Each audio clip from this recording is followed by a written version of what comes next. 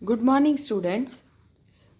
આપણે અત્યાર સુધીમાં અંગ્રેજી વિષયમાં 1 થી 8 યુનિટ્સ પૂરા કર્યા છે, જેમાંથી 1 થી 4 યુનિટ આપણે પ્રથમ પરીક્ષામાં પૂછ્યા હતા. હવે દ્વિતીય પરીક્ષામાં આપણે 4 થી 7 કે 8 જે પ્રમાણે સરકારનો નિર્ણય જાહેર થાય તે પ્રમાણે સિલેબસ રાખવામાં આવશે. આપણે 7 ને 8 બંને યુનિટ પતી ચૂક્યા છે, માટે હવે આપણે રિવિઝન શરૂ કરીશું. રિવિઝન શરૂ કરતાં પહેલાં આપણે પ્રશ્નપત્રનું માળખું જોઈ લઈએ.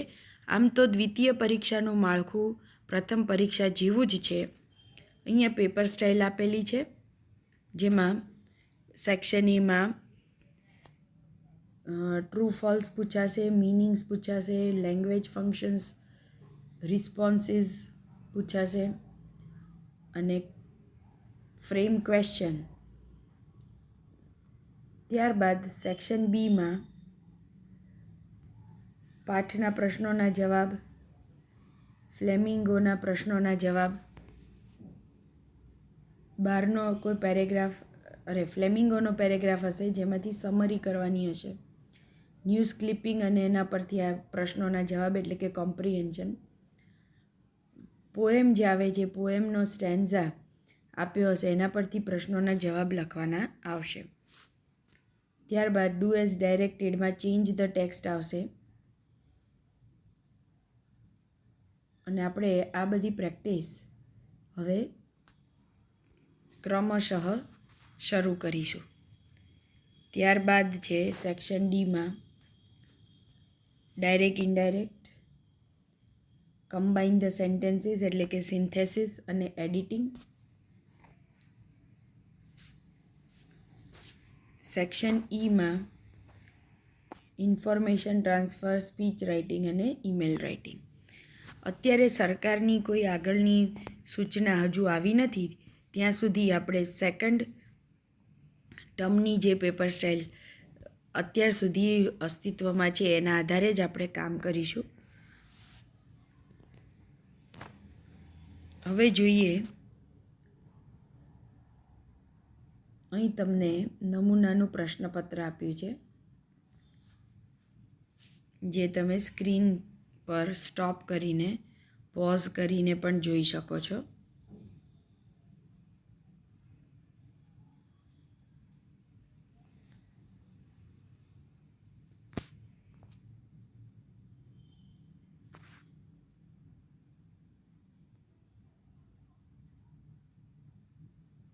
અને પ્રશ્નપત્ર આપણે સોલ્વ પણ કરીશું.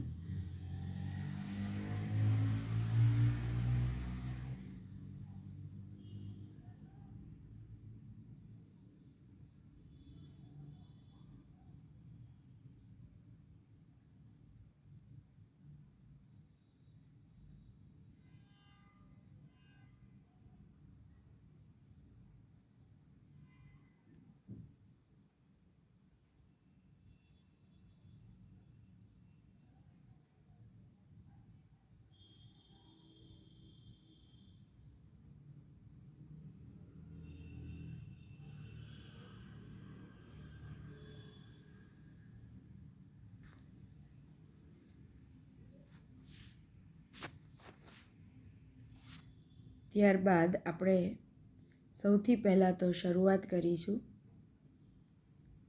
ટ્રુ ફોલ્સથી, કેમ કે પહેલાં આપણે રિવિઝન કરીશું એવા પ્રશ્નોનું કે જેમાં ખૂબ ઝડપથી માર્ક તમે સ્કોર કરી શકો.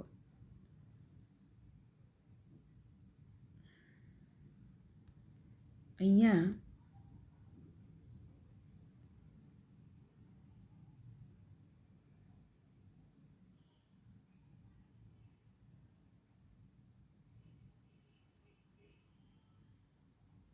તમે જોઈ શકો છો કે ટ્રુ ફોલ્સ અહીંયા દરેક પાઠના આપેલા છે.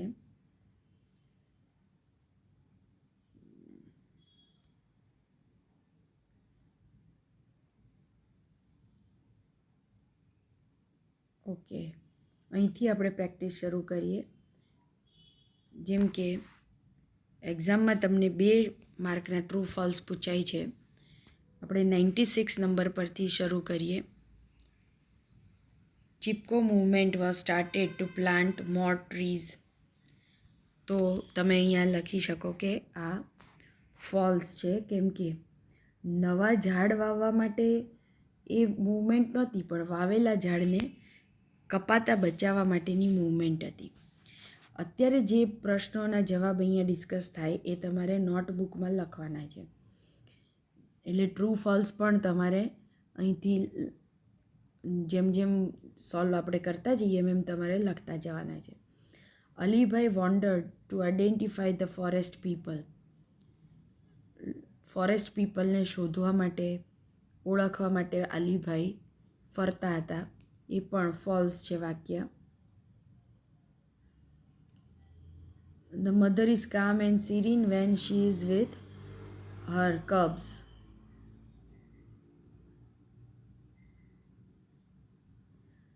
આ પણ ફોલ્સ આવશે, કેમ કે માં જ્યારે બચ્ચા સાથે હોય ત્યારે શાંત નથી હોતી, પણ થોડો પણ ડર કે ભય જોતા તે વાયોલન્ટ બની જાય છે, એવું પાઠમાં આવે છે. વિદ્યાર્થી મિત્રો, ટ્રુ ફોલ્સના 4 માર્ક જવા ન જોઈએ, કેમ કે એ મેળવવા બહુ સહેલા છે, પરંતુ એના માટે પાઠ બરાબર સમજેલો જરૂરી છે. માટે પાઠના વિડીયોઝ ફરી પાછા એકવાર રિવાઇઝ કરી લેવા. Piya's parents had sent the monkey to South America. આમ જોવા જઈએ તો પિયા પાસે મંકી હતું જ નહીં, પરંતુ જો પાઠ પ્રમાણે માનીએ તો એનો ભાઈ કહે છે કે એના પેરેન્ટ્સ એને સાઉથ અમેરિકા પાછું મોકલી આપ્યું હતું, તો એને આપણે ટ્રુ ગણીશું.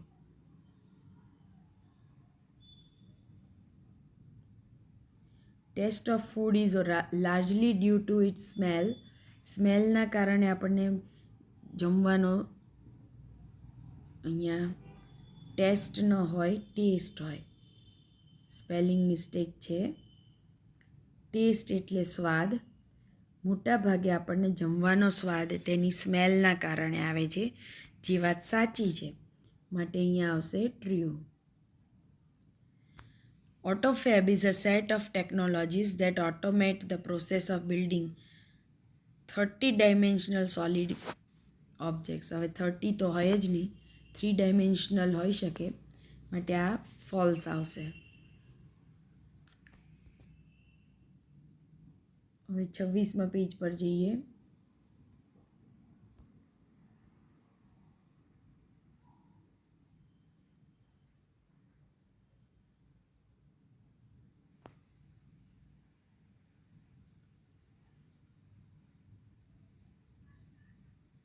Sixth sense is a variable gestural interface that augments the virtual world around us. Six sense નામનું, જો કે આ પાઠ આપણે છે નહીં કોર્સમાં બીજી પરીક્ષાના, છતાં અહીંયા આપેલું છે એટલે આપણે સોલ્વ કરી લઈએ. આમાં ટ્રુ આવશે. ત્યારબાદ પ્રતીક is interested in reading latest modern short stories. This is also not in our course. 8મા પાઠમાં આવે છે, એ જો હશે તો જોઈ લેશું આપણે. DNA is a physical material, જે ખરેખર ફિઝિકલ નથી પણ બાયોલોજિકલ છે, માટે આપણે અહીંયા ફોલ્સ લખીશું. Valentine succeeded to arrest Flambeau at the end of the story. It is true. Valentine arrested Flambeau and punished him brutally. It is false.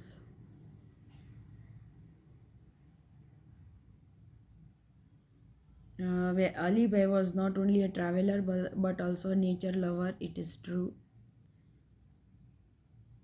Flambeau succeeded to get Blue Cross at the end. છેવટે એને blue cross મળી ગયો ફ્લેમ્બ્યોને, જે વાત ખોટી છે, માટે આમાં આવશે ફોલ્સ. મધર્સ ઇન્સ્ટિંક્ટ પહેલા પાઠનો છે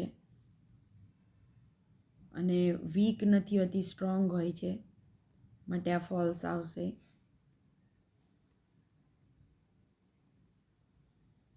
Pia is known as the mischievous girl. True. એની જે રીતની એટીટ્યૂડ છે એ જોતાં લાગે છે આપણને કે પિયા મિસ્ચીવિયસ એટલે કે તોફાની છોકરી હશે. Avik and Piya studied in the same class. False. ત્યારબાદ આપણે આગળના નેક્સ્ટ ટર્મના પાઠના છે એટલે એ અત્યારે આપણે નહીં કરીએ. તો આ રીતે વિદ્યાર્થી મિત્રો પાઠ વાંચ્યો હશે તો તમે ટ્રુ ફોલ્સ ખૂબ આસાનીથી કરી શકશો. હવે આપણે જોઈએ 27મા પેજ ઉપર બીજો એક જે ઓપ્શનલ MCQ ટાઈપનો પ્રશ્ન છે એ છે શબ્દોના અર્થ. અને દરેક પાઠની જે ગ્લોસરી છે એના અંતે જે શબ્દાર્થ આપેલા છે એ શબ્દાર્થ અહીંયા પૂછાય છે, જે આ રીતે હોય છે. અને અહીંયા તો લગભગ બધા જ શબ્દાર્થ તમારે તૈયાર કરવા પડે, કેમ કે કોકને કોક શબ્દ એક પાઠમાં આવ્યો હોય એ બીજા પાઠમાં પણ આવી શકે છે.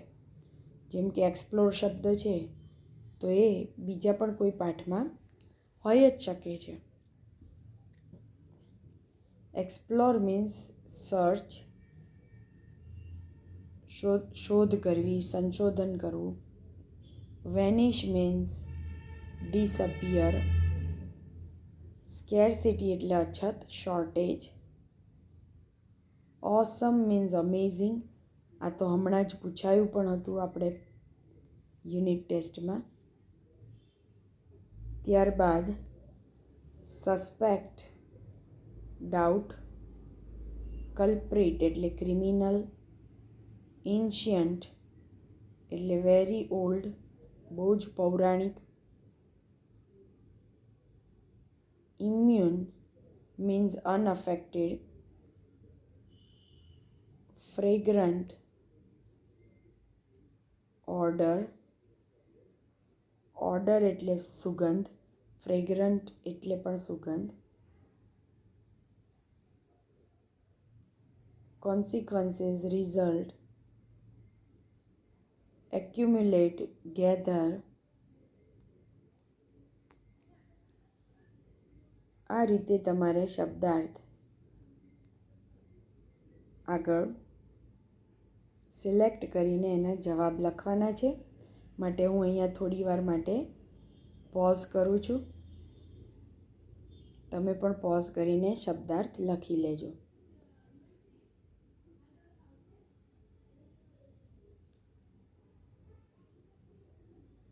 ત્યારબાદ 28માં પણ તમને આ જ રીતના શબ્દાર્થ જોવા મળશે.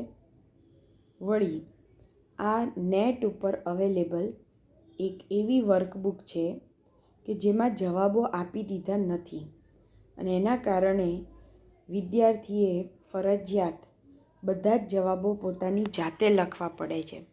અને એટલે વિદ્યાર્થીને પોતે કેટલું શીખ્યા છે, કેટલું યાદ રહ્યું છે એ પૂરેપૂરું જાણી શકે છે. બિલકુલ ક્યાંયથી જવાબ ન મળે એટલે આપોઆપ જવાબ શોધવા માટે તમે પ્રયત્ન પણ કરશો. અને અહીંયા તમે એની વેબસાઇટનું એડ્રેસ પણ છે, તેના પર જઈને આ વર્કબુકને ડાઉનલોડ પણ કરી શકો છો. અને મેં પોતે નયનભાઈ સાથે વાત કરેલી છે. એમણે આ સ્પેશિયલ વર્કબુક બનાવી છે કે જેથી વિદ્યાર્થીઓને અને શિક્ષકોને ભણવા માટે ખૂબ સરળતા રહે. કેમ કે શિક્ષક અને વિદ્યાર્થી બંને પાસે જો એક જ પ્રકારનું મટીરિયલ હોય તો કોઈ પણ ટૉપિક ખૂબ ઝડપથી આપણે ભણી શકીએ અને એની પ્રેક્ટિસ પણ સારા એવા પ્રમાણમાં કરી શકીએ. એના માટે એમણે આ વર્કબુક ઓનલાઈન મૂકી છે. તો તમે આ બુક પણ ઓનલાઈન જે છે એને ડાઉનલોડ પણ કરી શકો છો. હવે જોઈએ નેક્સ્ટ પ્રશ્ન. શબ્દાર્થ અને ટ્રુ ફોલ્સ પછી જે સૌથી વધુ રોકડા માર્ક મળી શકે એવો પ્રશ્ન હોય તો એ છે લેંગ્વેજ ફંક્શન. આઈડેન્ટિફાઈ જે લેંગ્વેજ ફંક્શન હોય છે અહીંયા તમને હું એક ઉદાહરણ બતાવું.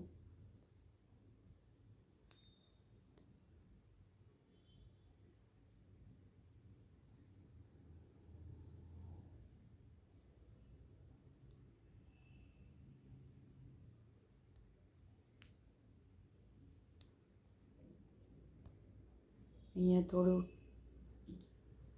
શોધવું મુશ્કેલ છે, કેમ કે હા, આ રીતે તમને પૂછાય છે. તમે સૌએ અત્યાર સુધીમાં યુનિટ ટેસ્ટ પણ આપી છે, બોર્ડની પણ એક્ઝામ હમણાં આપી. એમાં પણ તમે જોયું હશે કે 3 માર્કનું તમને આઈડેન્ટિફાઈ લેંગ્વેજ ફંક્શન એવું પૂછાય છે. ઉપર અહીંયા ઓપ્શન્સ આપેલા હશે અને 3 તમને વાક્યો પૂછાય છે, જેની સામે તમારે અહીંથી સિલેક્ટ કરીને જવાબ લખવાના હોય છે.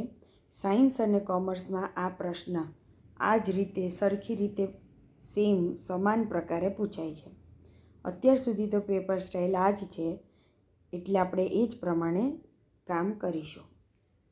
હવે જોઈએ આપણા લેંગ્વેજ ફંક્શન્સ. જેમ કે અહીંયા તમે જોઈ શકો છો, પહેલું લેંગ્વેજ ફંક્શન છે expressing condition in the past. તો હંમેશા લેંગ્વેજ આઇટમ્સ યાદ રાખજો.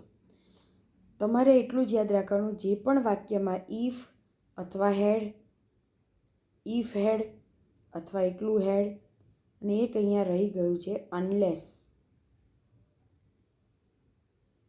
જો હોય તો એને વુડ હેવ વત્તા V3 એટલે કે પાસ્ટ પાર્ટિસિપલ આવે. આવું જ્યારે વાક્ય હોય ત્યારે હંમેશા તમારે લેંગ્વેજ ફંક્શનમાં સિલેક્ટ કરવાનું કન્ડિશન ઇન પાસ્ટ. ટૂંકમાં યાદ રાખો, કન્ડિશન પાસ્ટ. કન્ડિશન એટલે શરત ને પાસ્ટ એટલે ભૂતકાળ. ભૂતકાળમાં કોઈ શરત મૂકી હોય એનો જ્યારે ઉલ્લેખ આવે ત્યારે હંમેશા ઇફ હેડ, એકલું હેડ અથવા અનલેસ આવેલું હશે અને તેની સાથે would have, could have, should have વગેરે અન્ય ઓક્ઝિલિયરી વર્બ્સ આવેલા હશે. આગળ જોઈએ કોન્ટ્રાસ્ટ. કોન્ટ્રાસ્ટનો અર્થ થાય છે વિરોધાભાસ. એટલે કે બે વિરોધી બાબતો જ્યારે વાક્યમાં દર્શાવેલી હોય ત્યારે એને કોન્ટ્રાસ્ટ કહેવાય. અને આવું જ્યારે વાક્ય હશે ત્યારે એમાં though, although, even though, even if, however, as, in spite of, despite, but, yet, still આ પ્રકારના શબ્દો હશે. આને લેંગ્વેજ એલિમેન્ટ પણ કહેવાય. આ જ્યારે લેંગ્વેજ એલિમેન્ટ્સ તમે જુઓ તો કોન્ટ્રાસ્ટ એવું ઓપ્શન આવે. આગળ જોઈએ ઓફરિંગ સજેશન્સ ઓર એડવાઇસ. સજેશન એટલે સૂચન, એડવાઇસ એટલે સલાહ. જ્યારે સલાહ કે સૂચન આપવામાં આવ્યું હોય ત્યારે વાક્યમાં હંમેશા શુડ વત્તા V1 એટલે કે મૂળ ક્રિયાપદ આપેલું હશે. શુડ આવે, ઓટ ટુ આવે, હેડ બેટર આવે. તમારે માત્ર આટલા જ શબ્દો યાદ રાખવાના અને સાથે યાદ રાખવાનું એડવાઇસ એન્ડ સજેશન. એટલે બહુ જ કામ તમારું ઓછું થઈ જાય. હવે હેબિચ્યુઅલ એક્શન એટલે કે ટેવ. હેબિટ ઉપરથી શબ્દ આવ્યો હેબિચ્યુઅલ. ટેવ, અને એ પણ ક્યાંની? ભૂતકાળની. ભૂતકાળમાં હું આમ ટેવ હતી, તેમ ટેવ હતી, એવું જ્યારે આપણે કહેવું હોય ત્યારે આપણે યુઝડ ટુ વત્તા વર્બ મૂળ રૂપ વાપરીએ છીએ. પર્પઝ. પર્પઝનો અર્થ થાય છે હેતુ. જ્યારે પણ વાક્યમાં in order to, with a view to, so that, in order that આવા શબ્દોનો ઉપયોગ થયો હોય તો ફંક્શન આવશે પર્પઝ એટલે કે હેતુ. આગળ જોઈએ રિઝલ્ટ. શોઈંગ રિઝલ્ટ એટલે પરિણામ. જે વાક્યમાં ટુ, સો પછી એડજેક્ટિવ અને પછી ધેટ હોય સચ ધેટ, ઇનફ ટુ હોય આવા શબ્દો આવેલા હોય તેમાં રિઝલ્ટ એવું ફંક્શન આવે. હવે કમ્પેરિઝન. કમ્પેરિઝન એટલે સરખામણી. અને તમે જાણો જ છો સરખામણી માટે હંમેશા ડિગ્રી વાપરવામાં આવે. પોઝિટિવ ડિગ્રી, કમ્પેરેટિવ ડિગ્રી અને સુપરલેટિવ ડિગ્રી. આ ડિગ્રીના જેટલા પણ વાક્યો હોય એ બધા જ વાક્યો માટે ફંક્શન આવે શોઈંગ કમ્પેરિઝન, જેમાં એડજેક્ટિવને EST લાગ્યું હોય, જેમ કે ટોલેસ્ટ, અથવા તો ER લાગ્યું હોય, જેમ કે ટોલર.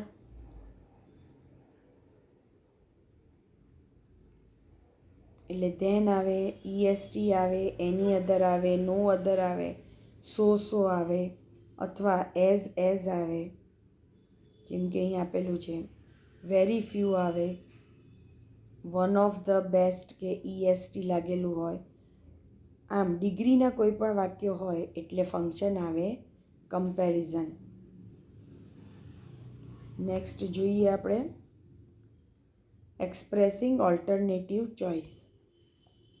ઓલ્ટરનેટિવ એટલે વિકલ્પ. વિકલ્પનું પસંદગી કરવાની હોય. આ જોઈએ છે કે તે, આ પણ નથી જોઈતું, તે પણ નથી જોઈતું, એમ આઈધર ઓર નાઈધર નોર આવે ત્યારે ઓલ્ટરનેટિવ ચોઇસ એવું ફંક્શન આવે. Making supposition. સપોઝિશનનો અર્થ થાય છે ધારણા કરવી.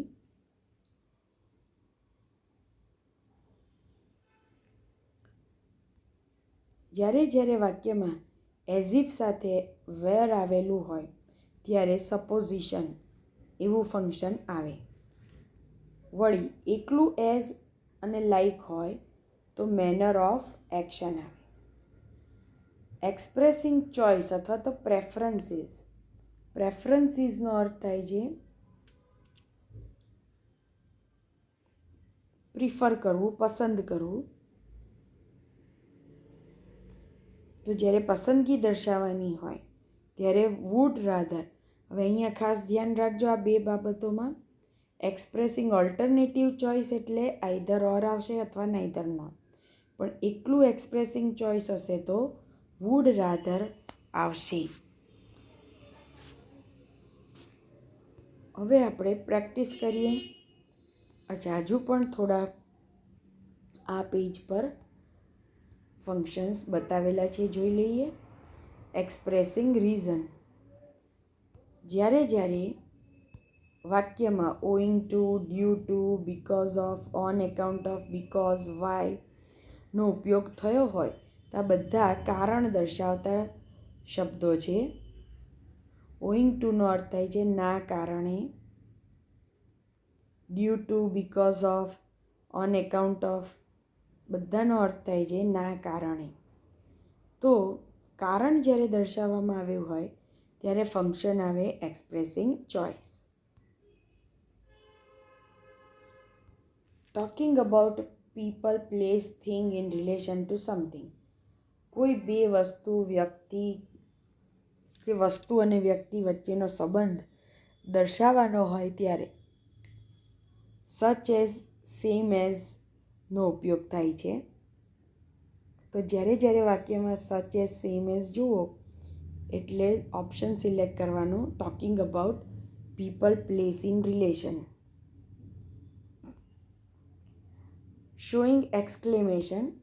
એક્સક્લેમેશન એટલે ઉદ્ગાર, આશ્ચર્ય વગેરે જે ભાવ છે એ દર્શાવતા હોય એના માટે એક્સક્લેમેશન શબ્દ વપરાય. વોટથી શરૂ થતા વાક્યો, હાઉથી શરૂ થતા વાક્યો અને જે વાક્યના અંતે આ રીતે ઉદ્ગાર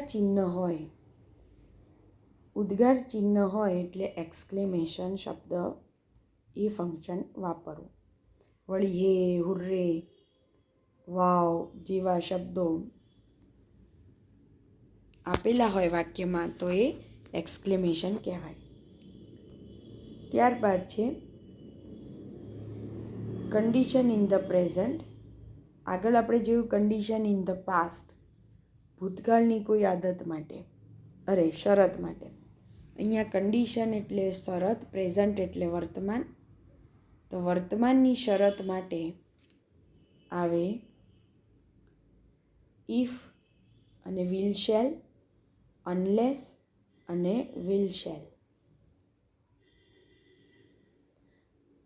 હવે જ્યારે પેસિવ કન્સ્ટ્રક્શન ક્યાંય પણ જોવા મળે, પેસિવ વાક્ય રચના જ્યારે આવે ત્યારે હંમેશા ફંક્શનમાં આવે ડુઅર ઇઝ નોટ ઇમ્પોર્ટન્ટ. આપણે સૌ જાણીએ છીએ કે પેસિવ વાક્ય ત્યારે જ બનાવીએ જ્યારે ક્રિયાનો કર્તા અગત્યનો ન હોય, અને doer is not important means ક્રિયાનો કરનાર અગત્યનો નથી. એટલે જ્યારે જ્યારે પેસિવ વાક્ય રચના જુઓ ત્યારે ઓપ્શન્સ ફંક્શન આવશે ડુઅર ઇઝ નોટ ઇમ્પોર્ટન્ટ. હવે આપણે જોઈએ આ પ્રકારની પ્રેક્ટિસ કરીએ કે જે એક્ઝેક્ટલી એક્ઝામમાં પૂછાય છે. જેમ કે અહીંયા તમને 1, 2 ને 3, 4 અને 5 ઓપ્શન આપેલા છે. હવે વાક્ય જોઈએ. મોના વર્ક્સ 2 જ્યારે 2 આવે તો હંમેશા રિઝલ્ટ હોય, માટે અહીંયા ઓપ્શન આવશે એક્સપ્રેસિંગ રિઝલ્ટ. અહીંયા જગ્યા ઓછી હોવાને કારણે હું ટૂંકમાં લખું છું, તમે સંપૂર્ણ વાક્ય લખજો. Amit bought the same car as. Same as આવ્યું, અગાઉ આપણે જોયું એમ સેમ એઝ આવે, સચ એઝ આવે એટલે talking about person in relation to something. એ 2 નંબરનું ફંક્શન અહીંયા આવશે.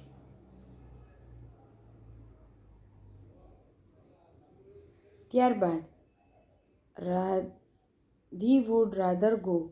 વુડ રાધર આવે એટલે ચોઈસ આવે, તો પહેલું ફંક્શન જે છે એ અહીંયા આવશે.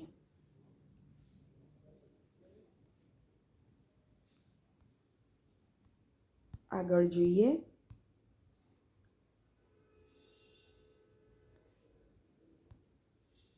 નો અધર આવ્યું અને એઝ આવ્યું એટલે ડિગ્રી થઈ, અને ડિગ્રી આવે એટલે કમ્પેરિંગ આવે, માટે અહીંયા આવશે કમ્પેરિંગ. ત્યારબાદ Hina must work hard with a view to. With a view to ક્યાં આવે છે એ ખાસ જુઓ આ ટેબલમાં.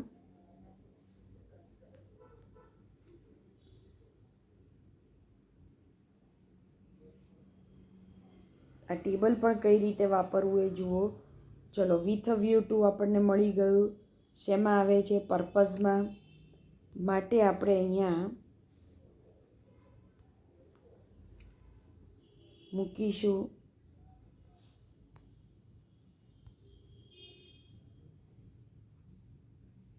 વિથ અ વ્યૂ ટુ આવ્યું, માટે અહીંયા જવાબ આવશે પર્પઝ, એક્સપ્રેસિંગ પર્પઝ. ત્યારબાદ વોટ અ પરફેક્ટ કોમ્બિનેશન, ઉદ્ગાર વાક્ય આવ્યું એટલે એક્સક્લેમેશન આવશે એનો જવાબ.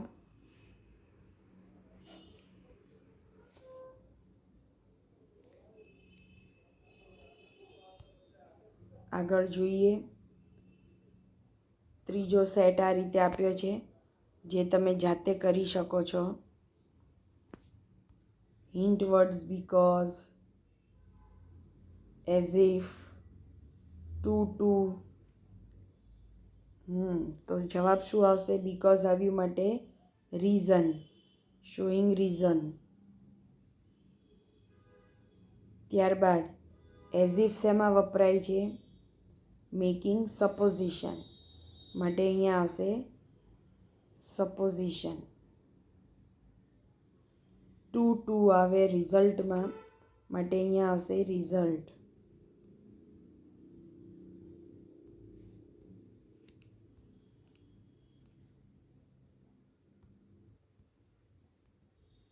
ચલો, વધુ પ્રેક્ટિસ માટે અહીંયા બીજા વાક્યો આપ્યા છે. જે થોડી વાર માટે પોઝ કરી તમે જાતે એના જવાબ લખો.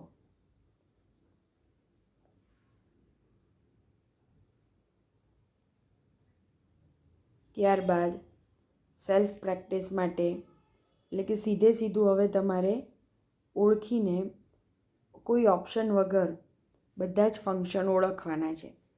આ પ્રેક્ટિસ જો કરી હોય તો ક્યારેય કોઈ ફંક્શન ભૂલાઈ પણ ન જાય અને દરેક વાક્યની સાથે તમને ફંક્શન યાદ પણ રહે. જેમ કે અહીંયા વાક્ય છે, Rajvi will come to party if you invite her. ઇફનો ઉપયોગ વળી અહીંયા ઇન્વાઇટ એ મૂળ ક્રિયાપદ વપરાયેલું છે એટલે કે બતાવે છે વર્તમાનકાળ. એટલે અહીંયા અને ઇફ આવે કન્ડિશનમાં માટે આપણે લખીશું condition in present tense. In present હું ટૂંકમાં લખું છું, તમે ફૂલ બધા પૂરેપૂરા શબ્દોમાં લખજો.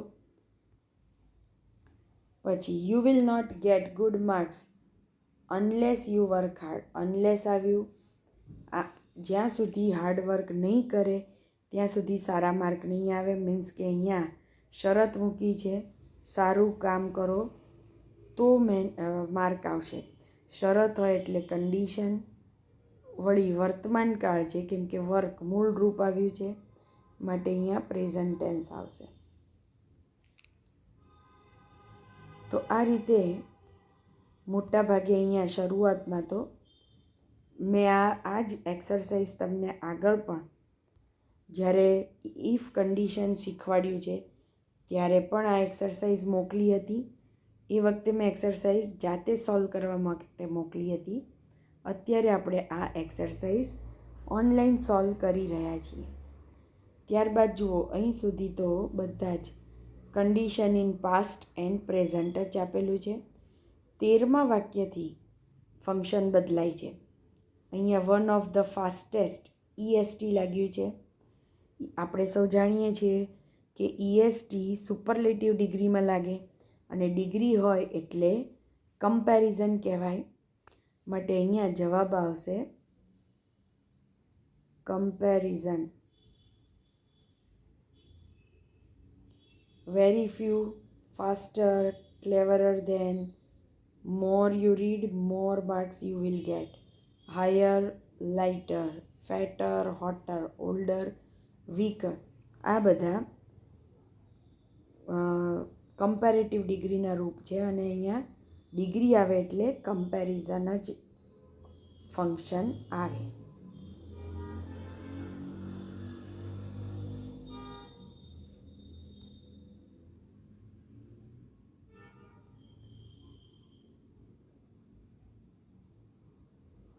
ઓકે, હવે 24થી નવું ફંક્શન આવે છે. જેમ કે the boy didn't give up playing ધો હી વોઝ ઇન્જર્ડ. ઇન્જર્ડ થયેલો હોવા છતાં એ રમ્યો. કોન્ટ્રાસ્ટ બતાવે છે માટે અહીંયા આવશે ફંક્શન કોન્ટ્રાસ્ટ.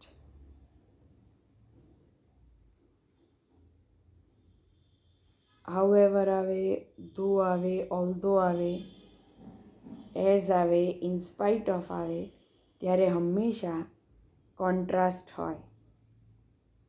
તો વિદ્યાર્થી મિત્રો, આજની પ્રેક્ટિસ આપણે અહીં અટકાવીએ.